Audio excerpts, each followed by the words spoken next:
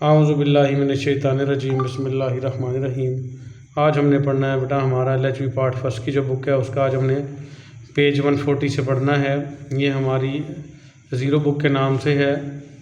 Obstetric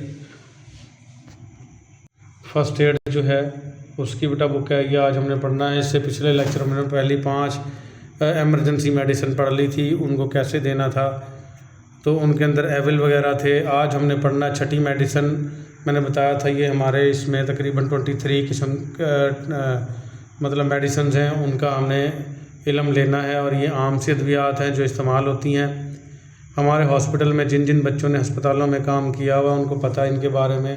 तो steroid injection कहते हैं जो फ़ौरन रिएक्शन करते हैं और एंटी रिएक्टेंट होते हैं। कोई भी अगर दवा के बुरे असरात हो रहे हों या एलर्जी हो रही हो तो उसको रोकते हैं। उसमें डेकाड्रान आ गया, डेल्टा कॉट्रिल आ गया, ये आम इंजेक्शन है, सब बच्चे इससे वाकिफ़ हैं जो हॉस्पिटल्स में काम कर चुके हैं। इंडिकेशन किस वक्त इस्तेमाल करना है, इंडिकेशन की जहाँ सुर्खी आ जाएगी वो अलामात जिनमें इस्तेमाल करने हैं। ब्रोंकियल अस्थमा, ब्रोंकाई में होने वाला दमा, ब्रोंकाई कहते हैं बेटा ये जो गले में पाइप है इसको विंड पाइप या ट्रैकिया कहते हैं। ये आगे जाके एक राइट लंग में चली जाती है और एक लेफ़्ट लंग में, दायां फेफड़े में और बायां फेफड़े में, वो ब्रोंकाई कहलाती हैं। और फिर मज़ीद तकसीम दर तकसीम होकर उनको ब्रोंक्यूल्स कहते हैं। अगर उनमें एलर्जी हो जाए, सोजिश हो जाए, उनका रास्ता तंग हो जाता है, सांस की तंगी हो जाती है, उसको हम ब्रोंकियल अस्थमा कहते हैं बेटा। ड्रग एलर्जी, किसी दवा की वजह से एलर्जी होना, शॉक बेहोशी होना, एक्यूट एलर्जी कंडीशन, अचानक से होने वाली शदीद एलर्जी की सूरत हाल और हाइपर सेंसिटिविटी रिएक्शंस, ये इन तमाम में इस्तेमाल होता है बेटा। हाइपर सेंसिटिविटी भी एलर्जी है, एक्यूट एलर्जी कंडीशन भी एलर्जी है, ड्रग एलर्जी भी एलर्जी है, अस्थमा भी एलर्जी है, शॉक बेहोशी होता है बेटा। ये सारी तकरीबन एलर्जी की ही इकसाम है, इनमें इस्तेमाल करना है इसको। मेथड ऑफ एडमिनिस्ट्रेशन, कैसे आपने इसको बॉडी में इंटर करना है, by IV injection, intravenous injection देना है इसका। और डोजेज क्या है बेटा, अडल्ट कहते हैं जवान को इंजेक्शन 4 से 20 मिलीग्राम IV इंट्रावेनस देना है। Repeated 3 to 4 times a day, दिन में 3 से 4 मरतबा रिपीट करना है, यानी सुबह दोपहर शाम या हर 4-4 घंटे के बाद रिपीट करना है। इफ़ रिक्वायर्ड, अगर ज़रूरी हो इसको रिपीट कर सकते हैं। ठीक हो गया बेटा। इसकी टैबलेट भी आती हैं, टैबलेट 0.5 मिलीग्राम से 5 मिलीग्राम टैबलेट है, डेली देनी है। देन रिड्यूसिंग द डोज, और फिर इस दवा को, इसकी मकदार को कम करते आना है as prescribed by the doctor. जैसे डॉक्टर आपको नुस्खे में लिख के दे फिर कम करते आना आहिस्ता आहिस्ता। चिल्ड्रन इंजेक्शन है 1 to 4 मिलीग्राम, 1 से 4 मिलीग्राम का इंजेक्शन है। Repeated 3 to 4 times per day, 3 से 4 मरतबा हर रोज़ रिपीट करना है। LHV's activity specific to drug, LHV का काम क्या है, इन अद्वियात से मुतल्लिक। Do not use unless prescribed by the doctor, इसको इस्तेमाल ना करें जब तक डॉक्टर लिख के ना दे। यूज़ ओनली इन एमरजेंसी, इसको सिर्फ एमरजेंसी में इस्तेमाल करें। व्हेन क्लियरली इंडिकेटेड, जब बिल्कुल आपको पता चल जाए, इंडिकेटर कहते हैं इशारा मिले। इंडिकेशन बेटा ये पहली ये 5 दे रखी है इंडिकेशन, इनमें से आपको कोई वाज़ेह इंडिकेशन मिल जाए तो तब आपने यूज़ करना है। And not as a routine drug, और इसको रूटीन ड्रग के तौर पर इस्तेमाल नहीं करना। Taper off the dose as advise by the doctor, taper off कहते हैं रिड्यूस कर देना, कम कर देना, और दवा को कम करते आना जैसे जैसे डॉक्टर आपको हिदायत दे। Do not use in pregnant and lactating women, वो औरतें जो हामला हों या बच्चों को दूध पिला रही हों, प्रेग्नेंट वोमेन कहते हैं हामला औरत को, लैक्टेटिंग वोमेन जो बच्चे को दूध पिला रही हो, उनको इस्तेमाल नहीं करवाना।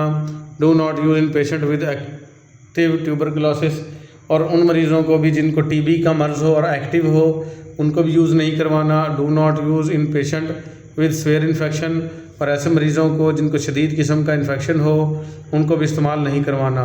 ये क्या है बेटा, LHV के करने वाले काम हैं। फिर 7वीं ड्रग आ जाएगी सोडियम बाइकार्बोनेट इंजेक्शन। तो इसकी इंडिकेशन क्या है, ये कब यूज़ करना है बेटा, एसिडोसिस, जब मैदे में जलन हो रही है उसको एसिडोसिस कहते हैं। मोशन सिकनेस, मोशन लगे हुए हों, वॉमिटिंग ऑफ प्रेगनेंसी, या हमल के दौरान होने वाली जो उल्टियाँ हैं उसमें इस्तेमाल करना है इसको। मेथड ऑफ एडमिनिस्ट्रेशन, कैसे आपने एडमिनिस्टर करना है। अच्छा, यही सुर्खियाँ बेटा सब में दे देनी है कि indication, method of administration, dosages, LHV activities, ये चार ही हैं, ये सब में ही आपने हेडिंग देते जाना है। तो मेथड ऑफ एडमिनिस्ट्रेशन क्या है बेटा, by IV injection, intravenous injection देना है इसका। डोजेज क्या है, अडल्ट जवानों को एंड चिल्ड्रन बच्चों को 20 to 60 ml 20 से 60 ml देना है। IV इंट्रावेनस देना है। इन्फ्यूजन ड्रिप में डाल के देना है, जहाँ इन्फ्यूजन लिखा हो ड्रिप में डाल के, और as prescribe by the doctor, या ऐसे देना है जैसे डॉक्टर नुस्खे में लिख के दे। LHV's activity specific to the disease, LHV का क्या काम है इस बीमारी में। Use only in emergency, LHV's को एमरजेंसी में इस्तेमाल करेगी। As prescribe by the doctor, जैसे डॉक्टर ने हिदायत दी हुई होंगी। Do not exceed the dose, दवा को ज़्यादा नहीं करेगी। एक्सीड का मतलब ज़्यादा कर देना, हद से आगे बढ़ जाना। As it will cause where electrolyte imbalance, क्योंकि इससे बॉडी के अंदर जो इलेक्ट्रोलाइट है उनमें बैलेंस बिगड़ जाएगा। इलेक्ट्रोलाइट होते हैं बेटा बॉडी में सोडियम, पोटाशियम, क्लोरीन, आयन वगैरह। तो इसको ज़्यादा देने से, ओवरडोज देने से उनकी जो है बैलेंस में ख़राबी आ जाएगी। Always administer with in infusion, और हमेशा इसको इन्फ्यूजन में इस्तेमाल करें, यानी ड्रिप में डाल के यूज़ करना है ये इंजेक्शन आपने। कौन सा, सोडियम बाइकार्बोनेट। फिर आ जाएगा बेटा कोआगुलेट, CA ग्लूकोनेट इंजेक्शन, ये कैल्शियम ग्लूकोनेट है बेटा, कैल्शियम ग्लूकोनेट इंजेक्शन CA। इसकी इंडिकेशन क्या है, अलामात क्या है बेटा। कैल्शियम आपको पता है दांतों के लिए, हड्डियों के लिए ज़रूरी होता है, और ये देना है हाइपोकैल्सीमिया टिटेनी। हाइपो का मतलब कम हो जाना, कैल्सीमिया कैल्शियम का कम हो जाना, टिटेनी और अकड़ाव आना। इसकी वजह से ना बेटा मसल्स में अकड़ाव आने लगते हैं। अक्सर औकात आपने देखा हो कमज़ोरी की वजह से पिनियों में, पिंडलियों वगैरह में ना अकड़ाव आ जाते हैं, जिसको कहते हैं वट पड़ गए, या पंजाबी में कहते हैं बाटा पड़ गया, या इस तरह की कोई बातें करते हैं। तो इस तरह की कंडीशन में ये कैल्शियम ग्लूकोनेट इंजेक्शन यूज़ करने हैं। मेथड ऑफ एडमिनिस्ट्रेशन, कैसे बॉडी में एंटर करना है इनको, बाई IV इंजेक्शन, इसको इंट्रावेनस इंजेक्शन के तौर पर देना है। डोजेज क्या है, इसकी मकदार क्या है, अडल्ट 4 से 14 मिलीग्राम, ये मिलीग्राम है बेटा, सॉरी मिली इक्विवेलेंट है, ये 4.5 से 14 मिली इक्विवेलेंट के तौर पर देना। IV इंट्रावेनस लो, आहिस्ता आहिस्ता देना है, rate of not more than 5 ml पर मिनट, यानी कि 1 मिनट में 5 ml, यानी जो छोटा एक इंजेक्शन होता है 5 ml का होता है, 5 cc का, 1 मिनट में उससे ज़्यादा ना जाए, यानी स्लो ड्रिप चलानी है। चिल्ड्रन को देना है 0.5 से 0.7 मिली इक्विवेलेंट देना है। IV स्लो, बिल्कुल स्लो देना है। न्यूनेट कहते हैं जो पैदा होने वाला बच्चा है, 2.4 मिली इक्विवेलेंट IV इंट्रावेनस, और स्लो देना। ये मिली इक्विवेलेंट बेटा ये एक इकाई है, इसको आपने ऐसे ही याद कर लेना है, और वहाँ पे लिखा हुआ होगा मेडिसिन पे। वैसे जो मिली इक्विवेलेंट है वो निकाली जाती है, जैसे 100 ml कोई मेडिसिन है, सॉरी मिलीग्राम की मेडिसिन है, जैसे सोडियम है Na, तो सोडियम का नंबर है 23, एटॉमिक नंबर उसका 23 है।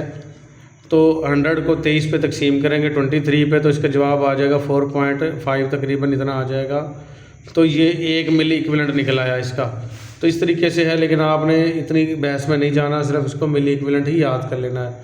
LHV's activity specific to the drug, LHV का काम क्या है इस ड्रग से मुतल्लिक। Do not use unless prescribed by the doctor, इसको कभी भी इस्तेमाल ना करें जब तक डॉक्टर ना लिख के दे। गिव स्लोली, इसको आहिस्ता आहिस्ता देना है, प्रेफरेबली इन इन्फ्यूजन, और इसको प्रेफर करना है कि इसको ड्रिप में डाल के दें। एज इट मे काज डिसरिथमियाज, क्योंकि ये डिसरिथमियाज की वजह बनेगा। डिसरिथमियाज कहते हैं बेटा दिल और दिमाग का फंक्शन उसमें बिगाड़ आ जाना, उसको डिसरिथमियाज कहते हैं।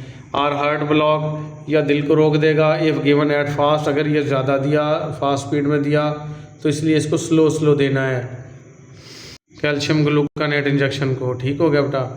फिर आ जाएगा use with care in patient on digoxin therapy, और ऐसे मरीज़ों को बहुत एहतियात से देना है जो डिजॉक्सिन थेरापी में हो। थेरापी इलाज होता है बेटा डिजॉक्सिन डिजिटलिस लनाता एक पौधा है बेटा, उससे बनने वाली दवा है, और वो दिल का टॉनिक बनता है उससे। और अगर कोई शख्स डिजिटलिस की दवा डिजॉक्सिन ले रहा है तो उसको ये एहतियात से इस्तेमाल करवाना कैल्शियम ग्लूकोनेट।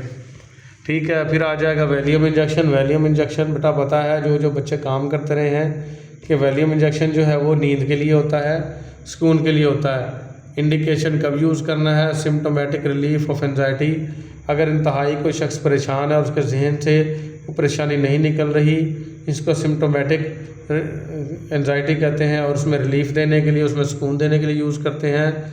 और डिप्रेशन है, किसी शख्स को डिप्रेशन और एंजाइटी तकरीबन एक जैसी बीमारियां हैं, इनमें सुकून के लिए देते हैं। एक्यूट विदड्रॉल फ्राम अल्कोहल और नारकोटिक ड्रग्स, या अगर कोई शख्स जो है शराब का आदी हो चुका है या नारकोटिक नशावर अद्वियात का आदी हो चुका है और उसने उनको छोड़ दिया है और छोड़ने से उसको बहुत ज़्यादा बेचैनी का सामना है, तो उसको ये दे देंगे आप इंजेक्शन, वैलियम इंजेक्शन, ताकि वो सुकून से सो जाए। और कंट्रोल ऑफ कन्वल्जन्स, और अगर कोई दौरे पड़ रहे हैं तो उनको भी कंट्रोल करने के लिए वैलियम इंजेक्शन दिया जाता है। और एज एन एमरजेंसी ड्रग और एमरजेंसी दवा के तौर पर दिया जाता है इन स्टेटस एपिलेप्टिकस कहते हैं मिर्गी का दौरा। तो एमरजेंसी में अगर मिर्गी के दौरे हो रहे हैं तो उसमें भी ये वैलियम इंजेक्शन दिया जाएगा बेटा। मेथड ऑफ एडमिनिस्ट्रेशन, बॉडी में कैसे दाखिल करेंगे इसको, बाय इंट्रावेनस इंजेक्शन, इसके आईवी इंजेक्शन भी आते हैं, पर रेक्टल टैबलेट्स और इसकी खाने वाली जगह पर रखने वाली टैबलेट्स भी हैं, और इसकी ड्रिप भी खाने वाली जगह पे भी इसकी ड्रिप लगाई जाती है। तो रेक्टम में उसका पाइप डाल दिया जाता है और स्लो वो जाती रहती है वैलियम, और इंसान को सुकून आ जाता है। डोजेज कितनी देनी है बेटा, अडल्ट इंजेक्शन, जवानों के लिए इंजेक्शन कितना देना है बेटा, यूजुअली 5 to 10 मिलीग्राम, 5 से 10 मिलीग्राम इंट्रा मस्कुलर इंजेक्शन देना है, और आईवी या इंट्रावेनस देना है पर रेक्टल रूट के ज़रिए। रेक्टल रूट मीन पखाने के रास्ते। कन्वल्सिव डिसऑर्डर, अगर उसको दौरे पड़ने की बीमारी है, 10 से 20 मिलीग्राम आईवी इंट्रावेनस देना है, और आईएम या इंट्रामस्कुलर देना है, रिपीटेड एट 30 to 60 मिनट्स, और हर आधे घंटे या 1 घंटे बाद रिपीट भी कर सकते हैं। एल्डरली, बड़े लोगों को हाफ द अडल्ट डोज, जो जवानों की डोज़ है, एल्डरली कहेंगे बूढ़े लोगों को, तो जवानों की डोज़ का आधा करके देना बूढ़ों को। ये ना हो कि आप उन जवानों वाली डोज़ दे दें, यानी 5 से 10 मिलीग्राम है जवानों की डोज़, तो इसको 2.5 से 5 मिलीग्राम देनी है बूढ़े लोगों को। चिल्ड्रन को क्या देना है बेटा, 0.1 से 0.2.5 मिलीग्राम पर केजी के हिसाब से डेली देनी है। ये बहुत थोड़ी सी मिकदार बनेगी बच्चों को, तो जितना वज़न हो बच्चे का उसको 0.25 से ज़रब दे लें तो उसकी डोज निकल आएगी मिलीग्राम में, ठीक है। LHV's activities specific to the drug, LHV का क्या काम है इस दवा से मुतल्लिक। Do not use in non allergy to drug, बेटा सब में यही एहतियात तो लाजमी आ रही है, याद करने की कॉमन सी चीज़ें हैं वो याद कर लें कि एलर्जी हो तो बिल्कुल इस्तेमाल ना कराएं, डॉक्टर की हिदायत के बगैर इस्तेमाल ना कराएं, बस ये सब में लिखा जा सकता है बेटा। Do not use in liver disease, और जिगर की बीमारी है तो उसमें इस्तेमाल ना करवाएं। Do not use in respiratory disease, अगर किसी को सांस की बीमारी है, रेस्पिरेटरी डिजीज़ है, स्पेशली इन एल्डरली पेशेंट, ख़ास तौर पर बूढ़े लोगों में, उनको इस्तेमाल ना करवाएं। Advice patient about a common side effect associated with drug, और जो मुमकिन साइड इफ़ेक्ट हैं अद्वियात के वो मरीज़ को लाजमी बताएं। मिसाल के तौर पर, एग्जांपल के तौर पर, ड्रग डिपेंडेंस के लोग जो है इसके आदी हो जाते हैं। ड्रग डिपेंडेंस का मतलब इसके आदी हो जाना। विद लॉन्ग टर्म यूज़, अगर ज़्यादा देर तक यूज़ करते रहेंगे। हैंगओवर, और इसका शिकार हो जाएंगे, यानी कि ये गले पड़ जाएगी, फिर लाजमी आपको लेनी ही पड़ा करेगी। Do not exceed the recommended dose, जो रिकमेंडेड डोज है उससे तजावज़ बिल्कुल ना करें, ठीक है। तो ये थे बेटा LHV के करने वाले काम। फिर 10वीं दवा है आपकी, वो है लासिक्स इंजेक्शन। ये सबको पता है बेटा, ये डायूरेटिक्स है, पेशाब आवर है। इंडिकेशन क्या है, एडिमा कहते हैं सोज, और ऐसी सोज जो जिस्म में पानी के इकट्ठा होने की वजह से हो जाए, ख़ास तौर पर प्रेग्नेंट वोमेन में हो जाता है पाँव में, और उसकी आँखें जो हैं वो पफ़ी हो जाती हैं, और उसके गाल और हाथ वगैरह पफ़ी हो जाते हैं, उसको एडिमा कहते हैं, उसमें देते हैं। एडिमा ड्यू टू बर्न, या अगर जल गया है कोई शख्स उसकी वजह से सोज हुई है, उसमें देते हैं ये। हाइपरटेंसिव क्राइसिस, अगर किसी का ब्लड प्रेशर ज़्यादा हो रहा है तब भी देते हैं। माइल्ड टू मॉडरेट हाइपरटेंशन, दरमियाने दर्जे से लेके और मामूली दर्जे की जो हाइपरटेंशन है, ब्लड प्रेशर का ज़्यादा होना, उसमें भी देते हैं लासिक्स इंजेक्शन बेटा। मेथड ऑफ एडमिनिस्ट्रेशन, इसको कैसे एडमिनिस्टर करते हैं, बॉडी में कैसे दाखिल करते हैं। बाई IM इंट्रामस्कुलर और IV इंजेक्शन, इंट्रामस्कुलर या इंट्रावेनस इंजेक्शन देंगे बाय माउथ टैबलेट, मुंह के ज़रिए टैबलेट भी हैं इसकी देने की। डोजेज क्या है, मिकदार कितनी देंगे। एडल्ट जवानों को टैबलेट देंगे आधी, 1/2 का मतलब होता है आधी टैबलेट बेटा, टू 1 टैबलेट डेली, 1 टैबलेट तक देंगे, प्रेफरेबली मॉर्निंग, और इसको प्रेफर करेंगे कि सुबह सुबह दे दें। इंजेक्शन 20 to 40 मिलीग्राम, इंजेक्शन इसका 20 से 40 मिलीग्राम का। इंट्रामस्कुलर या आईवी स्लो देंगे इसको। बच्चों को टैबलेट देंगे 2 मिलीग्राम पर किलोग्राम के हिसाब से पर डे, हर रोज़ाना देंगे। इंजेक्शन इसके कितने हैं, 1 मिलीग्राम, 1.0 का मतलब 1 मिलीग्राम है, पर किलोग्राम के हिसाब से पर डे, हर रोज़ाना देंगे, to a maximum of 20 milligram daily, और इसको ज़्यादा से ज़्यादा 20 मिलीग्राम तक दे सकते हैं। तो ये बेटा इसकी डोजेस थी लासिक्स की। LHV's activity specific to drug, LHV का क्या काम है इस दवा से मतलब, do not use in gastroenteritis, अगर किसी को भी आंतों की बीमारी है, मोशन लगे हुए हैं, उसमें इस्तेमाल ना करवाएं, क्योंकि पहले उसका बेटा बॉडी का वाटर निकल चुका होगा। ये पेशाब आवर दवा है, इससे पानी मज़ीद निकल जाएगा और उसको डिहाइड्रेशन होकर उसकी मौत भी वाक़ई हो सकती है।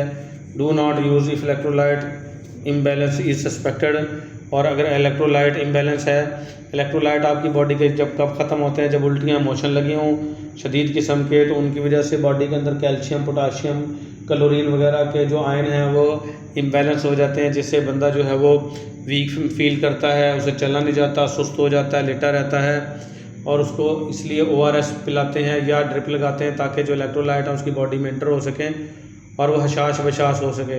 लेकिन पहले उसको गैस्ट्रोएंटराइटिस यानी आंतों की बीमारी है या इलेक्ट्रोलाइट इम्बैलेंस है तो लासिक्स कभी भी इस्तेमाल ना करवाएं। फिर आ जाएगा बेटा इंसुलिन इंजेक्शन। इंसुलिन वाले आपको पता ही इंसुलिन किस लिए लगाई जाती है, शुगर के मरीज़ों को उनकी शुगर को डाउन करने के लिए, यानी जब हाई हो जाती है तो उसको नॉर्मल करने के लिए इंसुलिन के इंजेक्शन लगाए जाते हैं। शॉर्ट एक्टिंग इंसुलिन, थोड़े से तक काम करने वाली इंसुलिन होती है, क्योंकि बेटा इसकी सुबह शाम डोजेज़ लगानी पड़ती हैं, तो ये शॉर्ट वक्त के लिए काम करती है। इंडिकेशन कब लगाएंगे इसको बेटा, डायबिटीज़ मेलाइटस, शुगर की बीमारी को इंग्लिश में डायबिटीज़ मेलाइटस कहते हैं, या हाइपोग्लाइसेमिक शॉक, या हाइपोग्लाइसेमिक शॉक हो गया है, यानी कि यहाँ पे बेटा मेरे ख्याल से गलत लिख गया है वो, ये हाइपरग्लाइसेमिक शॉक कहेंगे, हाइपो नहीं। हाइपो कहते हैं शुगर का कम हो जाना, तो पहले ही शुगर कम है तो इंसुलिन लगा दी तो और कम हो जाएगी और मौत भी वाक़ई हो सकती है। ये छोटी गलती नहीं है, बहुत बड़ी गलती कर दी है उसने। यहाँ पर कहेंगे हाइपरग्लाइसेमिक शॉक।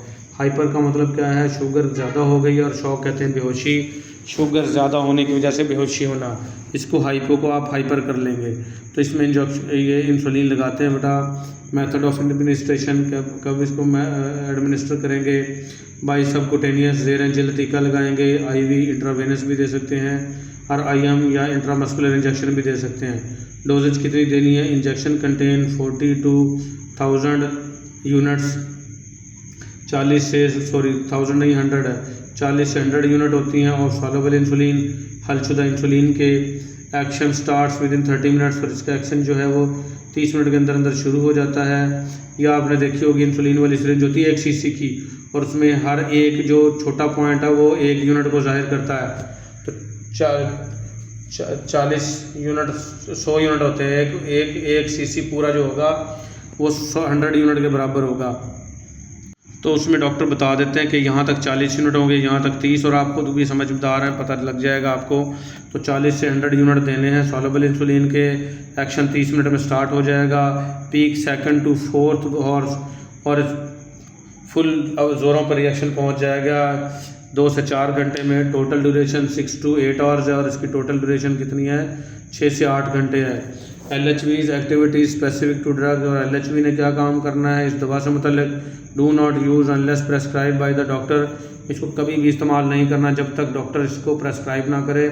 बेटा इसका साइड इफ़ेक्ट हो सकता है, खुदा ना खास्ता इसका इंजेक्शन भर के किसी नॉर्मल शख्स को भी लगा दें और उसकी शुगर डाउन हो जाएगी तो उसकी मौत भी वाक़ई हो सकती है।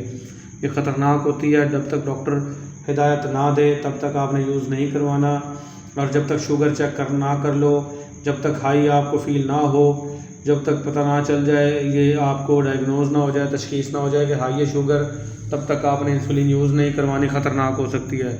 Do not exceed the prescribe dose, और जितने डॉक्टर ने प्रेस्क्रिप्शन में लिखी है उससे बिल्कुल तजावज़ ना करें। एज द पेशेंट में गो टू हाइपोग्लाइसीमिया, क्योंकि मरीज़ जो है वो हाइपोग्लाइसीमिया में जा सकता है, शुगर डाउन में जा सकता है। जहन में रखें, शुगर हाई से बंदा मरता नहीं है, लेकिन शुगर लो अगर 60 से नीचे आ गई और बेहोश होके फ़ौरन मौत भी वाक़ई हो सकती है। तो हाइपोग्लाइसीमिया का मतलब क्या है? शुगर का डाउन हो जाना।